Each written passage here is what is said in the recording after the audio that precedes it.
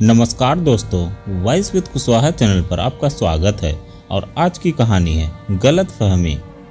माधुरी और राघव जी माधुरी की सहेली के विवाह समारोह में भाग लेने के बाद लगभग रात को 12 बजे वापस लौटी।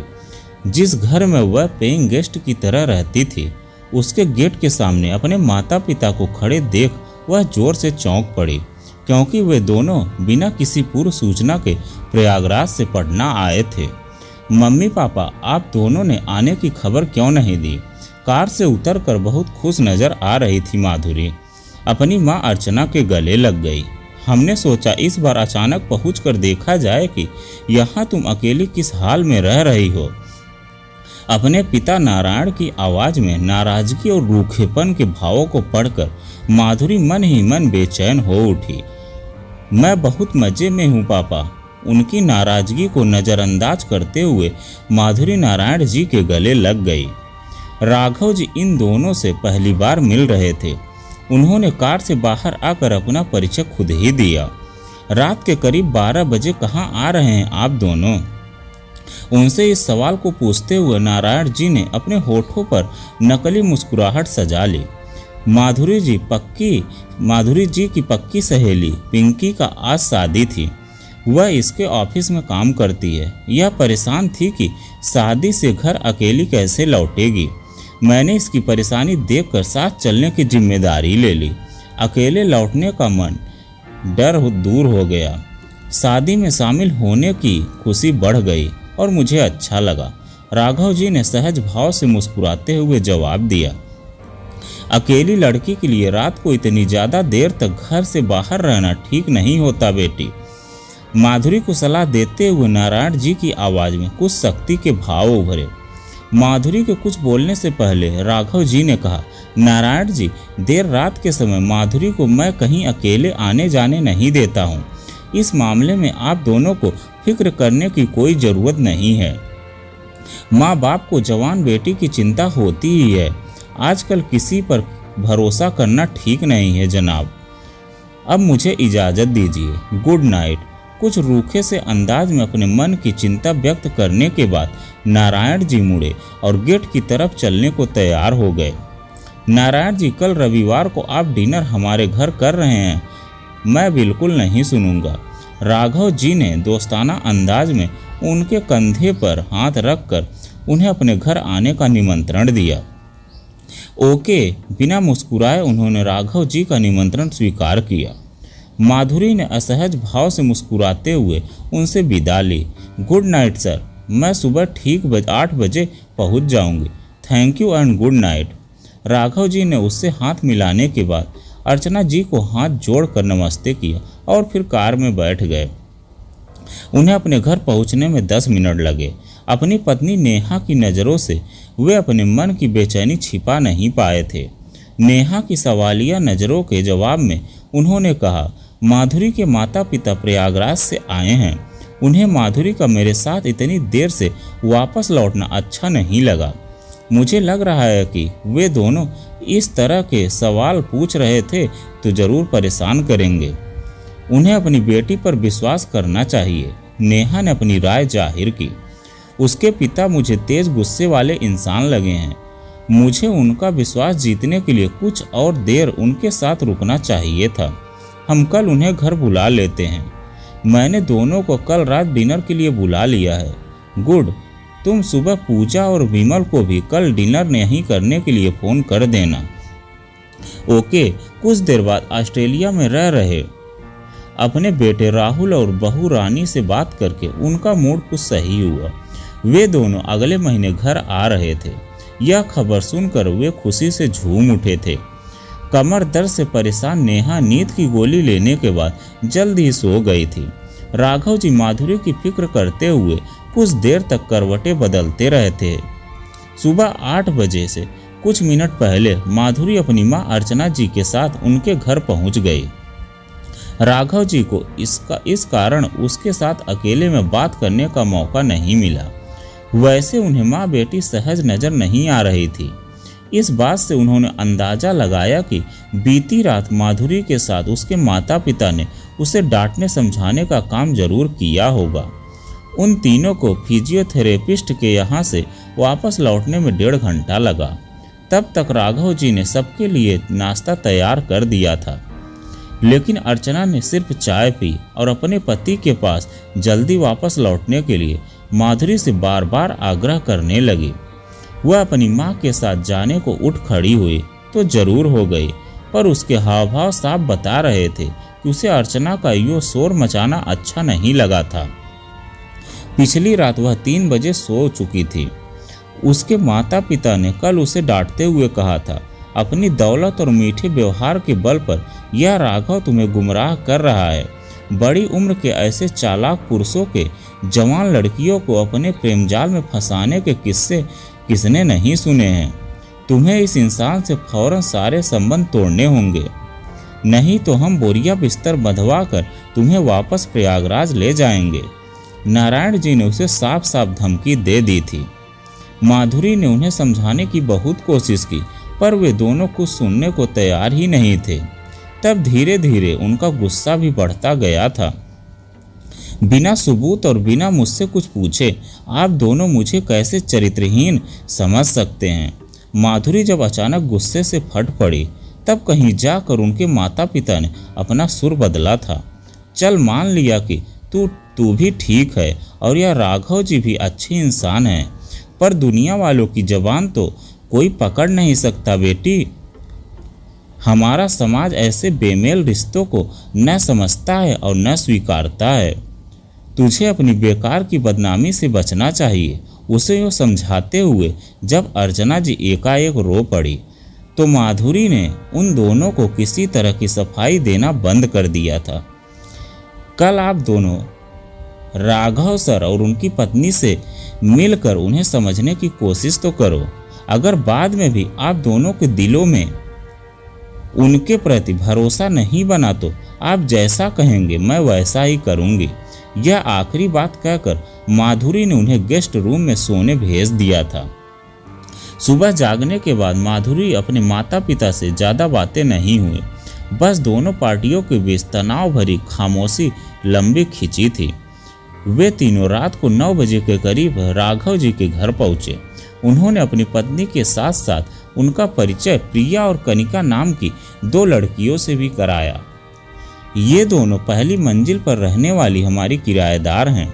आज इनके हाथ का बना स्वादिष्ट खाना ही आप दोनों को खाने को मिलेगा।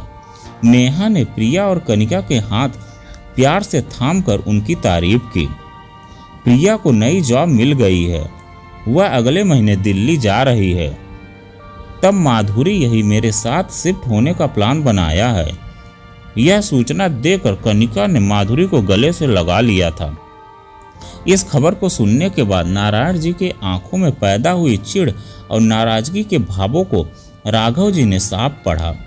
नारायण जी के मन की टेंशन कम करने के लिए उन्होंने सहज भाव से कहा, यह कनिका सोते हुए खर्राटे लेती है, शायद माधुरी इसके साथ रूम शेयर न करना चाहे। राघव सर, मेरा सीक्रेट आप सबको क्यों बता रहे हैं? कनिका ने नाराज होने का अभिनय करते हुए।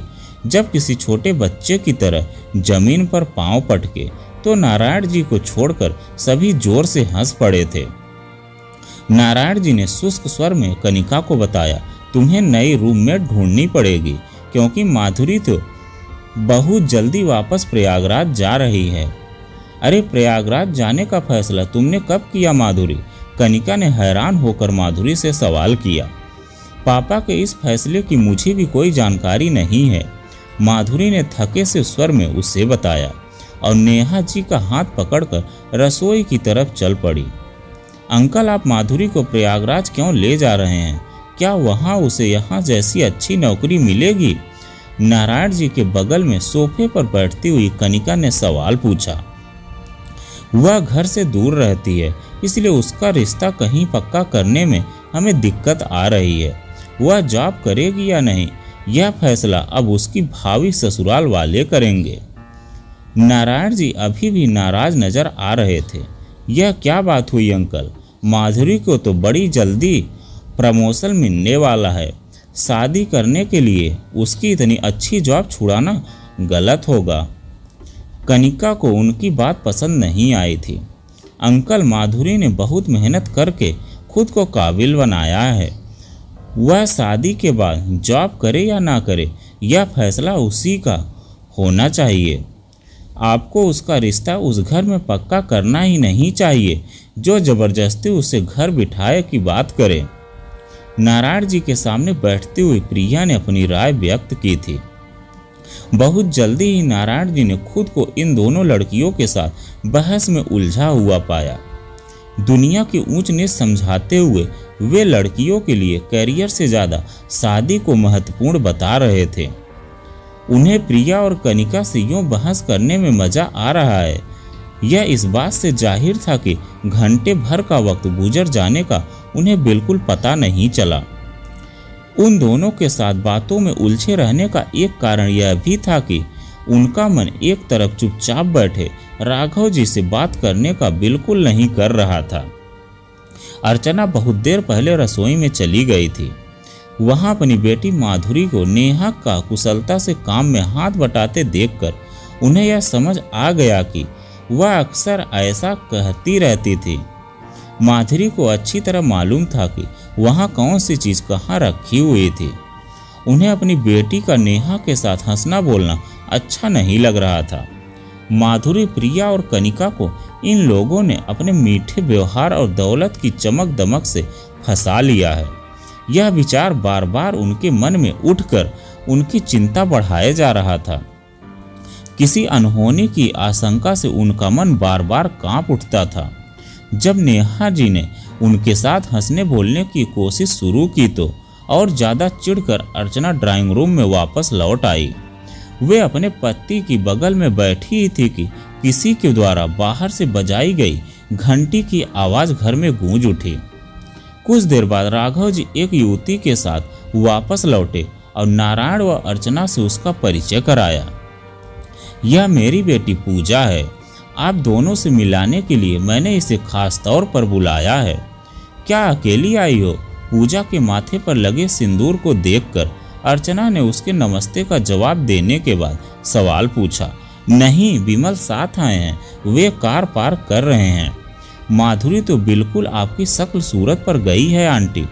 इस उम्र में भी आप बड़ी अच्छी लग रही हैं।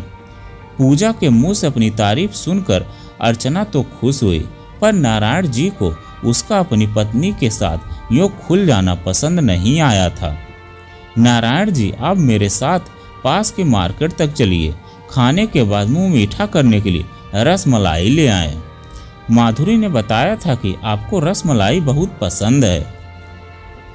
बड़े अपनेपन से राघव जी ने नारायण का हाथ पकड़ा और दरवाजे की तरफ चल पड़े। नारायण जी को मजबूरन उनके साथ चलना पड़ा। वैसे सच्चाई तो यह थी कि उनका मन इस घर में बिल्कुल नहीं लग रहा था। घर से बाहर आते ही राघव जी ने उनका परिचय अंदर प्रवेश कर रहे अपने दामाद से कराया। ये मेरे दामाद विमल जी हैं, शहर के नामी चार्टर्ड अकाउंटेंटों में से एक हैं। विमल जी, ये माधुरी के पिता नारायण जी हैं।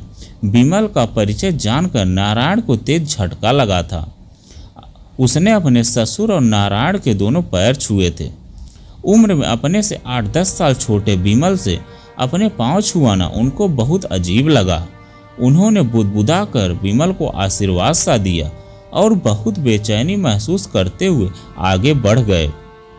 घर से कुछ दूर आकर राघव जी ने पहले एक गहरी सांस छोड़ी और फिर अशांत लहजे में नारायण जी को बताना शुरू किया। अपने दिल पर लगे सबसे गहरे जख्म को मैं आपको दिखाने जा रहा हूँ। चार्टर्ड अकाउंटेंट बनने का सपना देखने वाली मेरी बेटी पूजा विमल की फर्म में जॉब करने गई थी। उनके बीच दिन ब दिन बढ़ते जा रहे दोस्ताना संबंध तब हमारे लिए भी गहरी चिंता का कारण बने थे। जब मेरी बेटी ने अपने से उम्र में 18 साल बड़े विधुर विमल से शादी करने का फैसला हमें सुनाया तो हमारे पैरों तले से जमीन खिसक गई थी। जिस आक्रोश, डर और चिंता को आप दोनों पति पत्नी माधुरी और मेरे बीच अच्छे संबंध को देखकर आज महसूस कर रहे हैं, उन्हें नेहा और मैं भली प्रकार समझ सकते हैं, क्योंकि हम इस राह से गुजर चुके हैं। जिस पीड़ा को पूजा का बाप होने के कारण मैं झेल चुका हूँ, वैसी पीड़ा आपको कभी नहीं भोगनी पड़ेगी। ऐसा वचन मैं आपको इस वक्त दे रहा हूँ नारायण जी। आपकी बेटी का कैसा भी अहित मेरे हाथों कभी नहीं होगा। इस महानगर में अनगिनत युवा पढ़ने और जॉब करने आए हुए हैं। उन सबको अपने घर व घर वालों की बहुत याद आना स्वाभाविक ही है। घर से दूर अकेली रह रही लड़कियों के लिए बड़ी उम्र वाले किसी प्रभावशाली पुरुष के बहुत निकट हो जाने को समझना भी आसान है, क्योंकि वह लड़की अपने पिता के साथ को परदेश में बहुत मिस करती है। जिन दिनों विमल ने मेरी बेटी को अपने प्रेम जाल में फंसाया, उन दिनों नेहा और मैं भी अपने बेटे बहू के पास रहने ऑस्ट्रेलिया गए हुए थे। विमल आज मेरा दामाद जरूर है, लेकिन मेरे मन के एक हिस्से ने उसे भावनात्मक दृष्टि से अपरिपक्व पूजा को गुमराह करने के लिए आज भी पूरी तरह से माफ नहीं किया है। मेरी पत्नी कमर दर्द के कारण अपाहिज सी हो गई है। बेटा बहू विदेश में है। हम दोनों को माधुरी, प्रिया व कनिका का बहुत सहारा है। सुख दुख में ये बहुत काम आती हैं हमारी। बदले में हम इन्हें घर के जैसा सुरक्षित व प्यार भरा परिवेश देने का प्रयास दिल से करते हैं। हम सब ने एक दूसरे को परिवार के सदस्यों की तरह से अपना लिया है। सगे रिश्तेदारों और पड़ोसियों से ज़्यादा बड़ा सहारा बन गए हैं हम एक दूसरे के। माधुरी मुझसे बहुत प्रभावित है, मुझे अपना मार्गदर्शक मानती है। वह मेरे बहुत करीब है, पर इस निकटता का मैं गलत फायदा कभी नहीं उठाऊंगा। माधुरी की जिंदगी में आप मुझे अपनी जगह समझिए नारायण जी। राघव जी का बोलते बोलते गला भर आया था। नारायण जी ने रुककर उनके दोनों हाथ अपने हाथों में लिए और बहुत भावुक होकर बोले, राघव जी, मैंने आपको बहुत गलत समझा है। अपनी नज़रों में गिरकर मैं इस वक्त खुद को बहुत शर्मिंदा महसूस कर रहा हूँ। मुझे माफ़ कर दीजिए प्लीज़। वे दोनों एक दूसरे के गले लग गए। उनकी आंखों से बह रहे आंसुओं ने सारी गलतफहमी दूर करते हुए आपसी विश्वास की जड़ों को और मजबूत कर दिया था और नारायण जी माधुरी को अपने साथ नहीं ले गए। तो दोस्तों, यह कहानी आपको कैसी लगी कमेंट में लिखकर जरूर बताइएगा। अगर आप हमारे चैनल पर नए हैं तो प्लीज़ चैनल को सब्सक्राइब कीजिएगा और वीडियो को लाइक कीजिएगा। तो चलिए मिलते हैं एक नई कहानी के साथ में एक नए वीडियो में। कहानी सुनने के लिए आपका बहुत बहुत धन्यवाद।